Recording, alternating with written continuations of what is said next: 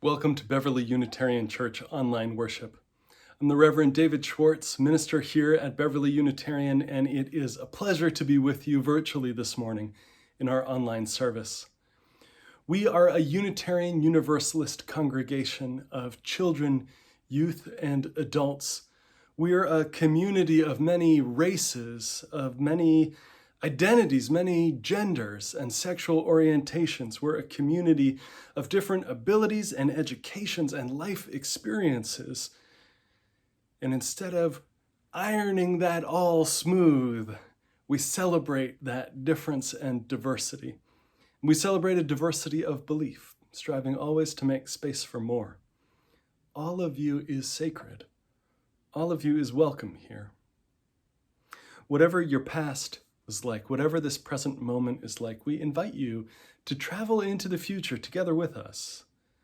Like other Unitarian Universalist congregations, what binds us together isn't a set of doctrinal points that we all agree perfectly on, but instead a set of shared values, a set of shared moral and ethical commitments that we make, our 7 principles.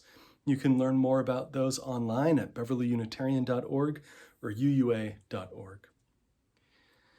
We are especially delighted to welcome visitors, and I hope you'll stay for the virtual coffee hour after the service on Zoom. Use the link that's going to be shared at the very end of the service or that you got in your Friday email, and I very much look forward to the day when we can worship together in person.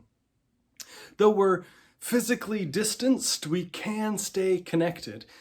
Check out our Facebook page, visit the website, subscribe to this YouTube channel so that you get notified as new things are posted. Contact the office to sign up for our monthly newsletter and the weekly Friday email blast, and feel free to reach out to me. I am thrilled this morning to mention 2 things. First, this afternoon, Sunday, September 13th at 1 o'clock, we are going to meet in person, not for an ice cream social as much as an ice cream socially distant gathering. Bring your mask, come gather outside on the lawn, bring an umbrella if the weather looks iffy, because we're not going inside. We're going to do this safely, but we're going to gather together. It would be wonderful to see you if it's possible, but always safety first. You know which came first, the chicken or the egg? Safety. Safety always comes first. That's a dad joke. I am thrilled this morning also to get to introduce and welcome in this worship service our intern. For the next 2 years, Julia Jones is going to join with us and be our intern here half-time. A lot of the work this fall is for her to get to know all of you, get to know the rhythms and the routines and all the ins and outs of church life. So I hope you'll join in giving her a warm welcome when you see her, whether in the coffee hour chat or dropping in on a committee meeting or a call and conversation. This morning, our chalice is going to be lit by Julia, and I am thrilled to be able to pass this off to her, to introduce herself to you all and to light her chalice. Thank you, David, and thank you to all of you in Beverly. I am unabashedly delighted to be here, even in the digital here. I come to you, to Illinois, from my small but mighty home state of Maryland. I leave the East Coast and all of its water, my birthplace on the Anacostia River in Washington, D.C., the tides of the Chesapeake Bay and the Atlantic Ocean, and so much splashing in the creeks that flow into the Monocacy River. And after a fairly ridiculous drive over 700 miles with twin 13-year-olds, an excited UU minister, my husband Scott Hull is beginning his settled ministry at the UU Society of Geneva, and 2 very nervous dogs, I throw myself here on your community's shore, a bit parched and admittedly disoriented. It's been strange to think of myself so far from the Atlantic Ocean, the geographic feature that taught me which way was east. and that taught me so many lessons about when to dive under the waves and when to ride them out. I can't tell you what a pleasure there has been in finding these new shores to walk on Lake Michigan, on the Chicago, and on my newly beloved Fox River. These are not the same waters I'm accustomed to finding myself near, and yet the resonance is the same. The speech of the water that makes up 70% of this body sings to the rivers, and the lake talks back to my blood and soothes the fears that bubble through my veins and arteries. Here I am, in conversation with the water, learning the lessons of flow and continuity, bringing all of my former experiences, all of my old swimming lessons with me, and swim and flow and float we must in this time of turbulence and transformation. As we light our chalice today, I think of it as a lighthouse, a beacon, a sign of our continued shining for those who are struggling to find a footing, to find new shores. Today at our ice cream social, you'll receive a chalice, a piece of that light. We'll be distributing them, and we invite you to light them with us as we continue to meet in this digital space.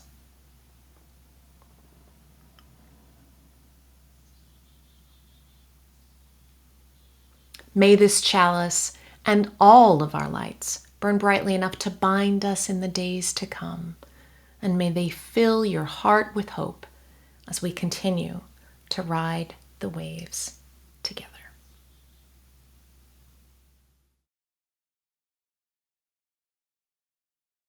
Hi everybody, my name is Mark David Buckles, and I'm excited to share one of my favorite hymns with you that you may already know. It's Peace Like a River. And one of the things that I love about this song, this hymn, is that it's not all happy. It acknowledges the many things that we're feeling, and that we can have complicated feelings. We can hold pain and joy at the same time, and that's okay, and even that can be worth celebrating, that we feel those things. So I love that we sing about having peace like a river, and pain like an arrow, and strength like a mountain. And in the end, we return to this idea of peace, that we always have the ability to tune back into that peace like a river in our souls. And when I think of a river, I think of the fact that no matter what, it just keeps going. I hope you'll sing Peace Like a River with me. If you don't know it, I think you'll pick it up really quickly. It goes like this. I've got peace like a river. I've got peace like a river. I've got peace like a river in my soul. I've got peace like a river. I've got peace like a river. I've got peace like a river in my soul. I've got joy like a fountain. I've got joy like a fountain. I've got joy like a fountain. I've got joy like a fountain in my soul. I've got joy like a fountain. I've got joy like a fountain. I've got joy like a fountain in my soul. I've got love like an ocean. I've got love like an ocean. I've got love like an ocean. I've got love like an ocean in my soul. I've got love like an ocean. I've got love like an ocean. I've got love like an ocean in my soul. I've got pain like an arrow. I've got pain like an arrow. I've got pain like an arrow. I've got pain like an arrow in my soul. I've got pain like an arrow. I've got pain like an arrow. I've got pain like an arrow in my soul. I've got tears like the raindrops. I've got tears like the raindrops. I've got tears like the raindrops. I've got tears like the raindrops in my soul. I've got tears like the raindrops. I've got tears like the raindrops. I've got tears like the raindrops in my soul. I've got strength like the mountain. I've got strength like a mountain. I've got strength like a mountain. I've got strength like a mountain in my soul. I've got strength like a mountain. I've got strength like a mountain. I've got strength like a mountain in my soul. I've got peace like a river. I've got peace like a river. I've got peace like a river. I've got peace like a river in my soul. I've got peace like a river.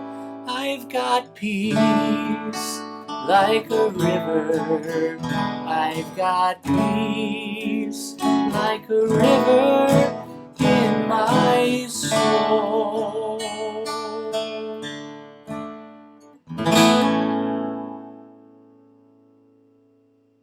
Thank you, everyone.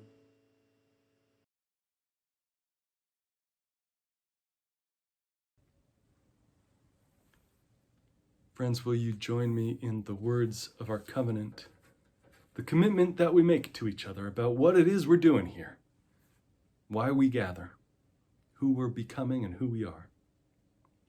Love is the spirit of this church, and service its law. This is our great covenant, to dwell together in peace, to seek the truth in love, and to help one another. I invite you to warmly greet those who have gathered today in the chat, remembering it's public. Say hello.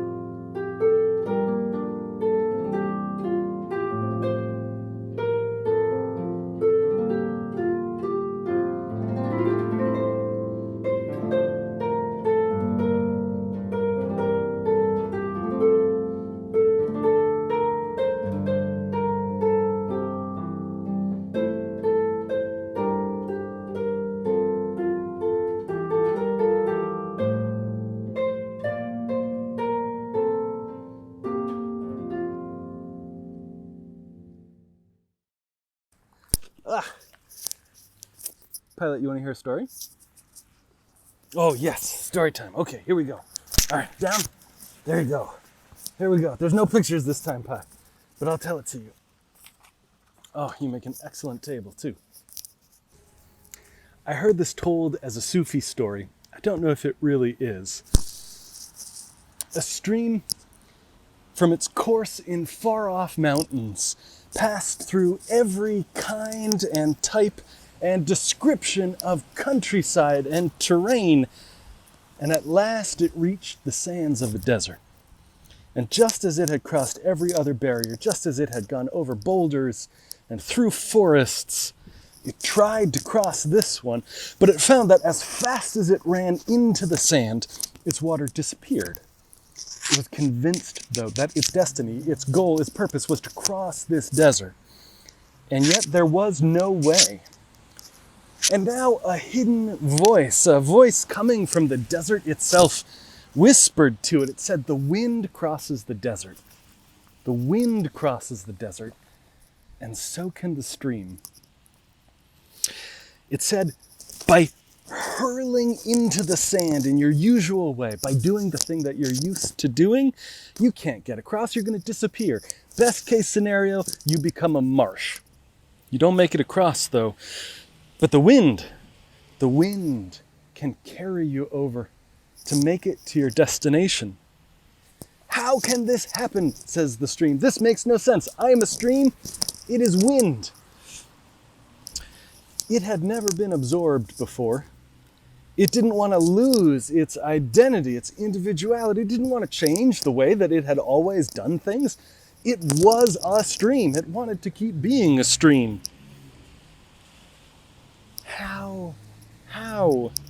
How can I lose what I'm used to and then regain it again? How can I let go of what I've always been and then find myself again once I've done that? "Well," said the sand, who was very patient and answers lots of questions in this story, "well, the wind does this for you. It takes up the water. It carries it over the desert, and then it lets it fall again, and falling as water, you become the river again."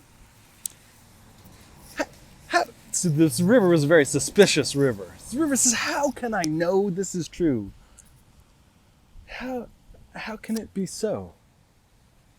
Well, the desert said, "Look, I mean, maybe not, right? But best case scenario, if you don't give it a shot, is that you become a quagmire. I mean, best case scenario, if you don't try this wind thing, you become a swamp. And you never cross the desert. Swamps don't go anywhere. They sit around being swamps." Stream said, but this means I can't stay the same stream that I am right now. This means that I have to transform and untransform. I mean, the stream that I'm going to be on the other side of this desert is not going to be the stream that I am right now. This unbroken chain from way up in the mountains all the way to here. "Look," said the sand, "look, you can't stay the way you are. In either case, no matter what happens, you're going to be transformed. You can't brute force your way across the desert." The sand said, "Look, stream, you're getting yourself confused about what you really are and what you're really about deep in the heart of yourself. You think of yourself as being the stream, but that's not really what you are deep down. What you are is water, all come together, water and motion." And when it heard this, certain echoes started to arise in the deepest memories of the stream, and dimly it remembered some state of being when it was held in the arms of a wind. It remembered that what it really was water in motion, not water running between two banks. And so the steam rose into vapor, rose into the welcoming arms of the wind, which gently and easily bore it across the desert and along. And on the far side, at the roof of a mountain, it fell softly, gently.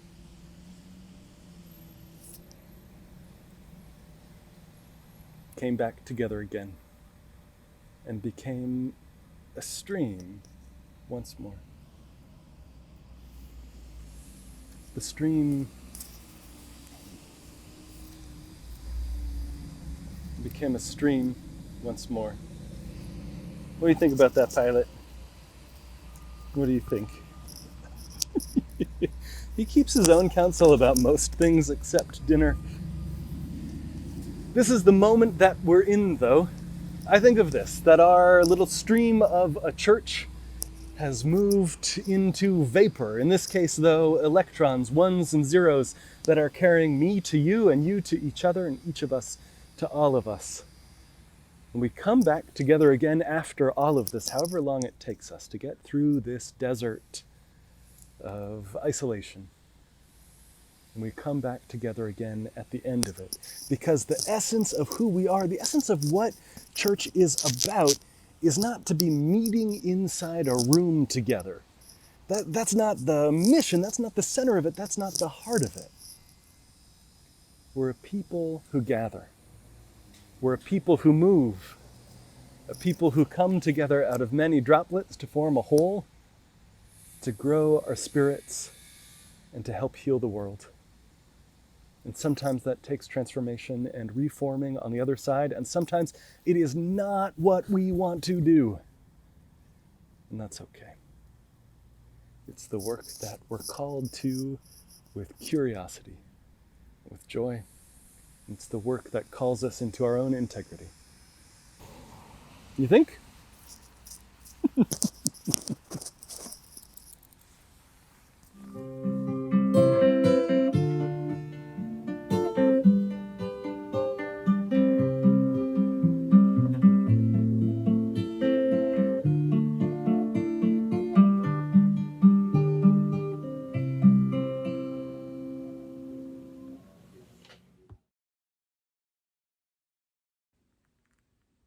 Friends, will you take a breath with me?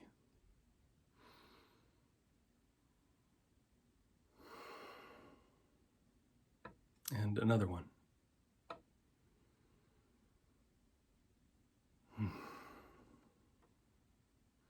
invite you into a time now of prayer and meditation. I invite you to be here now. Be where you are. Let the place where you sit or stand hold you up and support you. Our words for meditation this morning are a poem by Adri Kusero called Mary Oliver for Corona Times, thoughts after the poem Wild Geese, which we've heard here before. The poet writes this: "You do not have to become totally Zen. You do not have to use this isolation to make your marriage better, your body slimmer, your children more creative. You do not have to maximize its benefits. By using this time to work even more, write the best-selling Corona diaries, or preach the gospel of Zoom, you have only to let the soft animal of your body unlearn everything capitalism has taught you, that you are nothing if not productive, that consumption equals happiness, that the most important unit is the single self, that you're at your best when you resemble an efficient machine. Tell me about your fictions, the ones you've been sold, the ones you sheepishly sell others, and I will tell you mine. Meanwhile, the world as we know it is crumbling. Meanwhile, the virus is moving over the hills, suburbs, cities, farms, and trailer parks. Meanwhile, the news barks at you, harsh and addicting, until the push of remote leaves a dead quiet behind, a loneliness that hums as the heart anchors. Meanwhile, a new paradigm is composing itself in our minds, could birth at any moment if we clear some space from the same tired hegemonies. Remember, you are allowed to be as still as the white birch, stunned by what you see, uselessly shedding the coils of paper skins because it gives you something to do. Meanwhile, on top of everything else you're facing, do not let capitalism co-opt this moment, laying its whistles and train tracks across your weary heart. Even if your life looks nothing like the Sabbath, your stress boa constricting your chest, know that your antsy kids, your terror, your shifting moods, your need for a drink have every right to be here and are no less sacred than a yoga class. Whoever you are, no matter how broken, the world still has a place for you, calls to you over and over, announcing your place as legit, as forgiven, even if you fail and fail and fail again. Remind yourself over and over, all the swells and storms that run through your long, tired body all have their place here, now, in this world. It is your birthright to be held deeply, warmly in the family of things, not one cell left in the cold.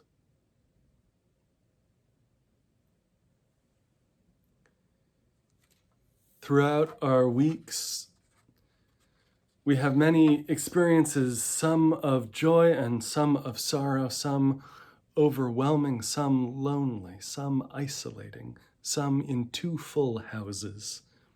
This is the time in the service where we share those joys and concerns of the past week.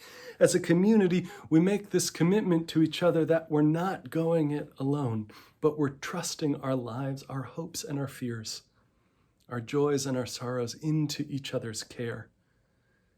So I invite you, as the music begins, in the chat box, to write briefly whatever it is, that joy or sorrow that you carry on your heart today, or to type I, as if you're raising two fingers silently.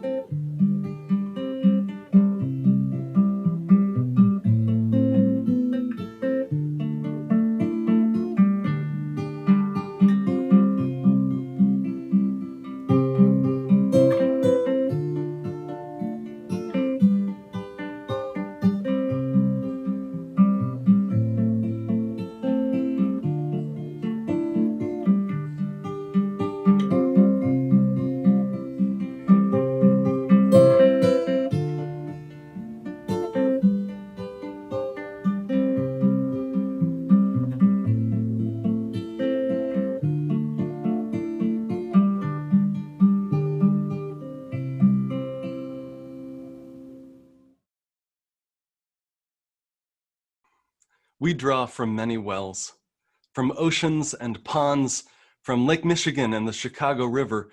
We draw from faraway places and from the puddles in our own backyards. Yet all are refreshing. Each rivulet is cleansing, each capable of nurturing, of sustaining life.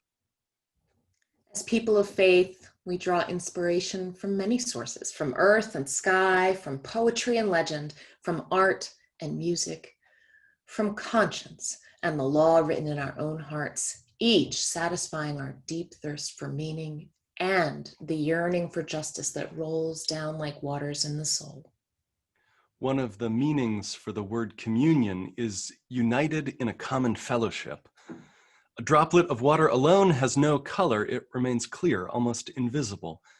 But in combination, the many drops together can create a rainbow, make unseen realities present for all to witness.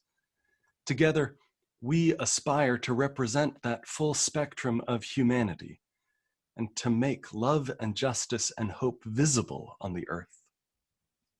Therefore, on this annual Ingathering Sunday, we begin the church year with our water communion.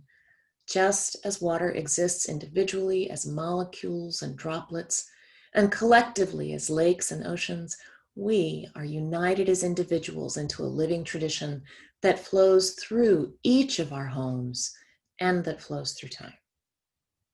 In any other year, at this service, each of us would pour a small amount of water, maybe brought with you from summer travels or wild source, or from a kitchen faucet, or from the carafes we put at the front of the church, and bringing that water, merging it together, all of us pouring in our own little bit, symbolizes our fellowship. We come from many sources. We come from many pasts.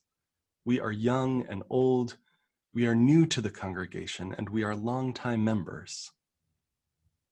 In any other year, I might invite you to remember that this mingled water is made sacred by the many hands that have poured it with intention and love, the many stories that each drop contains, the many lives surrounding it in this unique moment, connected by commitment and faith. But it is a different moment that we dwell together in right now. We can't gather physically for this annual ritual, but like the river crossing the desert, we've changed our forms, cast ourselves into the wind, individual droplets, trusting that we are still a part of the whole, trusting that we will condense, that we will be the river again on that far side. Amen. Amen.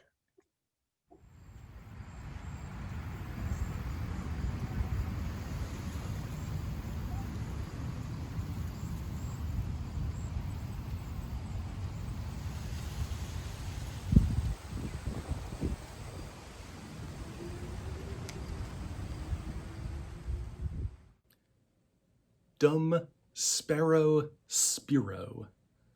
Dumb sparrow spiro. While I breathe, I hope. Robert Givens put the motto into stained glass when he built the castle in 1886. While I breathe, I hope. This is not what we signed up for. This isolation, this social distancing stretching on month after month, in an empty house alone, or maybe in a much too full house trying to manage kids online and still somehow work yourself. This is not what we signed up for. A year without hugging friends.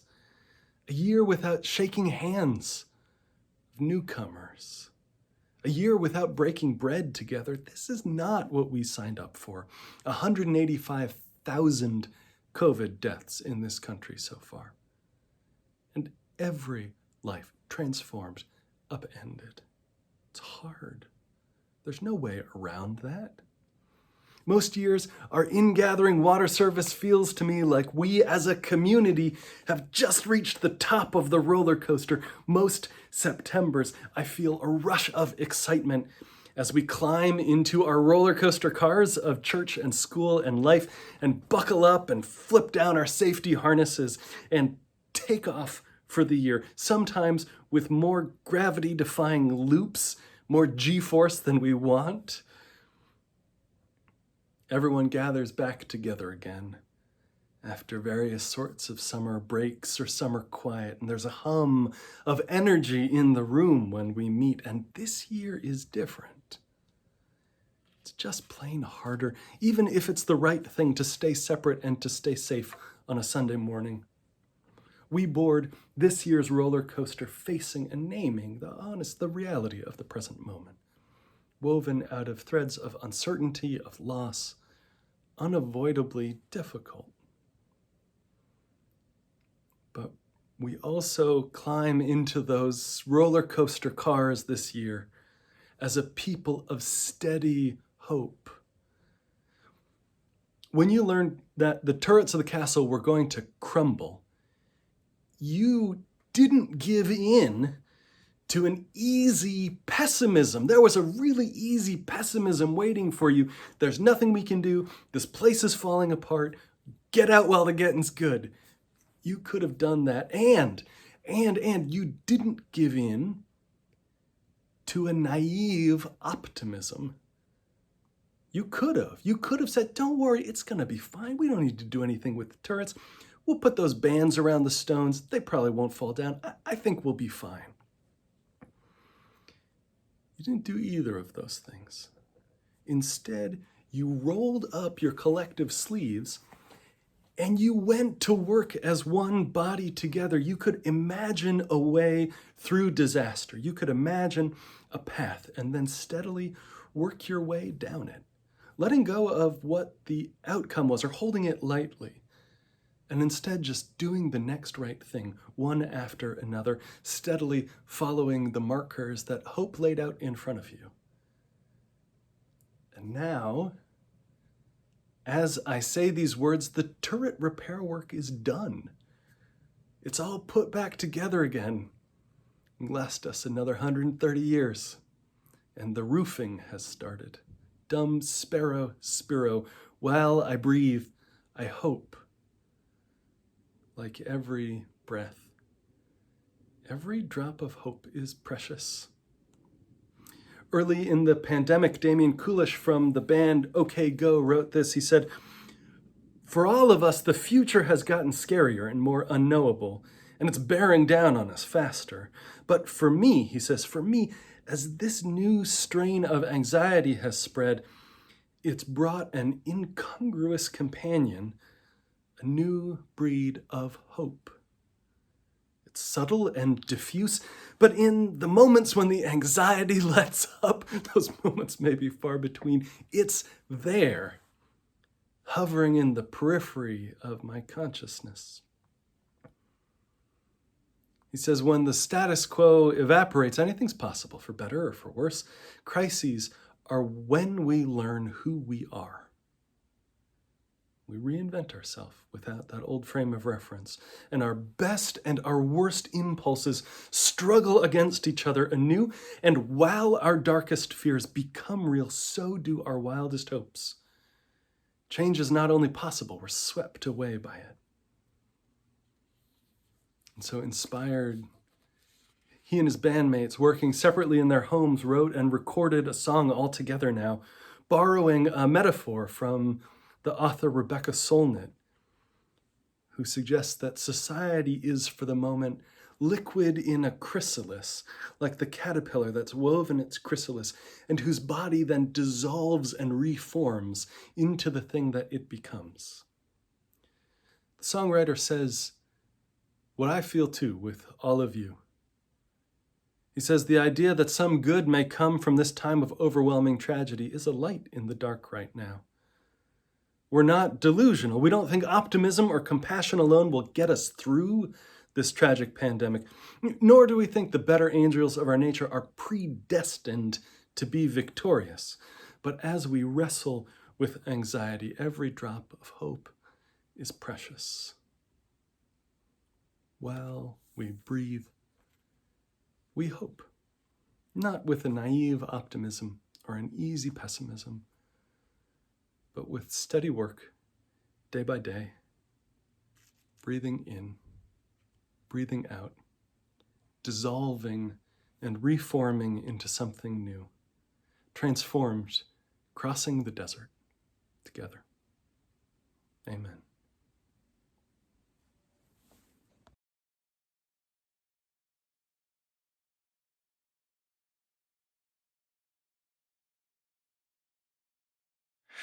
It's all still the same. Everything's untouched, but forever changed. Oh, we're all still the same.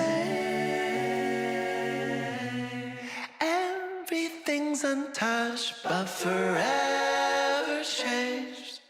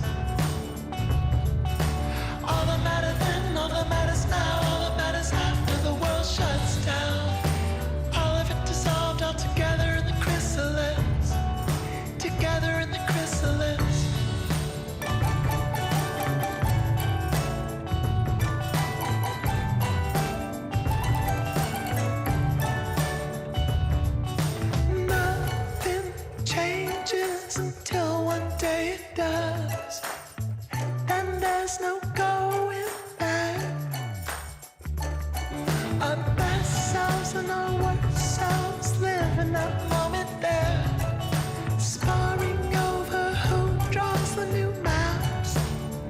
And though their lines may look the same, everything depends on who wins that game. Everywhere on earth, every single soul, everyone there is, all together now. And everyone alone, all together on the precipice. All that matters then, all that matters now, all that matters after the world shuts down. All of it dissolved, all together in the chrysalis. Together in the chrysalis. Now the impossible's happening, a million knots that we were told can't be untied, would always hold on unraveling. And even while heavens fall, the fog still wrapped around us all. And when it's snuffed out every last star, we'll see just who we are, just who we are. All together now, all together now, all together alone in the chrysalis. We're all together now, all together now, all together alone in the chrysalis. We're all together now, all together now, all together alone in the chrysalis. All together now, all together now, all together alone in the chrysalis. We're all together now, all together now, all together alone in the chrysalis. All together now, all together now, all together alone in the chrysalis. We're all together now, all together now, all together alone in the chrysalis. All together now, we're all together alone. The poet writes, "You do not have to become totally zen. You do not have to use this isolation to make your marriage better, your body slimmer, your children more creative.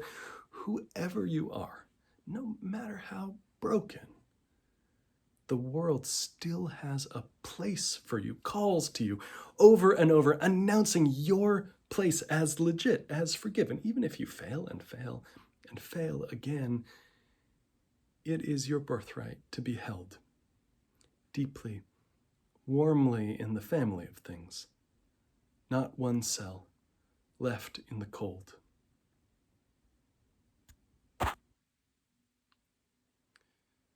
Will you join me in these words for extinguishing the chalice?